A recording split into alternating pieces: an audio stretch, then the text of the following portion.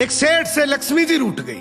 जाते हुए बोली, मैं यहां से जा रही हूं, अब मेरी जगह नुकसान आएगा, तैयार रहना, और अगर तुम जाते जाते मुझसे कुछ मांगना चाहते हो तो बोलो। सेठ बहुत समझदार था, बड़ी विनम्रता से बोला, माता नुकसान आ रहा है तो आने दीजिए, बस मुझे आप एक वरदान दीजिए कि मेरे परिवार में हमेशा सुख शांति बनी रहे। लक्ष्मी जी मुस्कुराई, तथास्तु कहा और वहां से चली गई। अब उस सेठ की 4 बहुएं थी। कुछ दिनों बाद सबसे छोटी बहू खिचड़ी बना रही थी। उसने खिचड़ी में नमक डाला और अपने काम में व्यस्त हो गई। तभी दूसरी बहू आई और उसने खिचड़ी को बिना चखे ही और नमक डाल दिया और वो भी अपने काम में व्यस्त हो गई। ऐसे एक एक करते तीसरी और चौथी बाकी की 2 बहुएं भी आई, उन्होंने भी खिचड़ी को बिना चखे ही उसमें नमक डाल दिया। अब रात को सबसे पहले सेठ खाना खाने बैठा।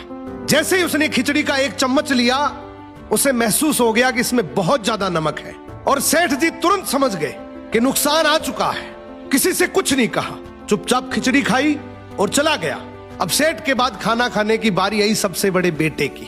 बेटे ने खिचड़ी का 1 निवाला लिया। उसने परिवार वालों से पूछा, पिताजी ने खाना खा लिया?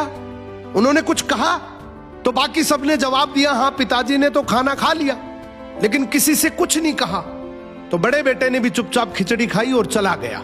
ऐसे ही करके परिवार के बाकी सारे सदस्य एक एक करके आए, अपने से पहले वालों के बारे में पूछा, कुछ नहीं कहा, चुपचाप खिचड़ी खाई और चले गए। अब रात को सेठ जी सो रहे थे, सपने में नुकसान आया और हाथ जोड़कर बोला, भाई मैं यहां से जा रहा हूं, मैं यहां नहीं रह सकता। तो सेठ जी ने पूछा, क्यों, क्या हो गया? नुकसान बोला, तुम सबने मिलकर 1 किलो नमक खा लिया, पर मजाल है कोई किसी पर नहीं चिल्लाया, किसी ने गुस्सा नहीं किया, सब शांत रहे। अब जिस परिवार में इतनी सुख शांति हो, आपस में इतना प्यार हो, वहां पर मैं नहीं रह सकता।